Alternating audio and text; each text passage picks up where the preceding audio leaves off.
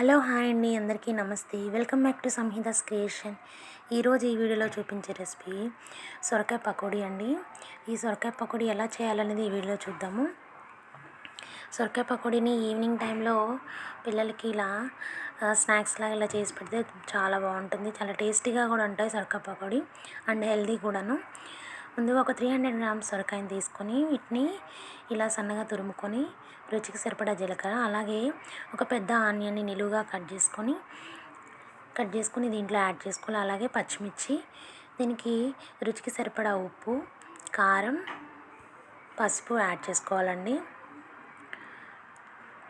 మనకి సొరకాయలోనే water content ఎక్కువ ఉంటుంది కాబట్టి ఫస్ట్ దాంట్లో ఉన్న వాటర్తోనే మొత్తాన్ని మనం చక్కగా మొత్తాన్ని ఒకసారి కలుపుకొని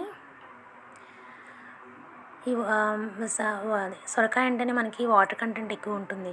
సో ఈ సొరకాయని మొత్తాన్ని మనం వేసిన ఇంగ్రీడియంట్స్ అన్నీ ఇలా కలిసిలా ఒకసారి ఇలా మొత్తాన్ని కలుపుకొని ఇప్పుడు దీంట్లో ఒక కప్పు వరిపిండికి ఒక హాఫ్ కప్పు శనగపిండిని యాడ్ చేసి ఈ మొత్తాన్ని కలుపుకోవాలండి. మొత్తం శనగపిండి అయితే హెల్త్కి అంత మంచిది కాదని చెప్పేసి ఒక కప్పు వరిపిండి, ఒక హాఫ్ కప్పు శనగపిండి తీసుకొని ఈ మొత్తాన్ని ఫస్ట్ దీంట్లో ఉన్న మనకి ఈ సొరకాయలో ఉన్న వాటర్ కంటెంట్తోనే ఇలా కలుపుకోవాలి. ఇలా మెత్తగా కలుపుకోవాలి. మనం ఆనియన్ పకోడీకి ఎలా అయితే కలుపుకుంటామో సో అలాగనే ఈ మిశ్రమాన్ని మొత్తాన్ని ఇలా కలుపుకోవాలండి. మొత్తాన్ని కలుపుకున్న తర్వాతకి అప్పుడు వాటర్ సరిపోతే వాటర్ యాడ్ చేసుకుంటూ కలుపుకోవాలి. సో చూపిస్తున్నాను కదా, ఈ వీడియోలో వచ్చేలాగా కలుపుకుంటే సరిపోతుంది. మనం ఇదంతా కలుపుకొని ఇలా మెత్తగా ఒక 5 minutes అలా పెట్టుకొని ఇప్పుడు స్టవ్ ఆన్ చేసి కళాయి పెట్టి ఆయిల్ పోసి ఆయిల్ హీట్ ఎక్కిన తర్వాతకి ఈ సొరకాయ పకోడీలను వేసుకోవాలండి.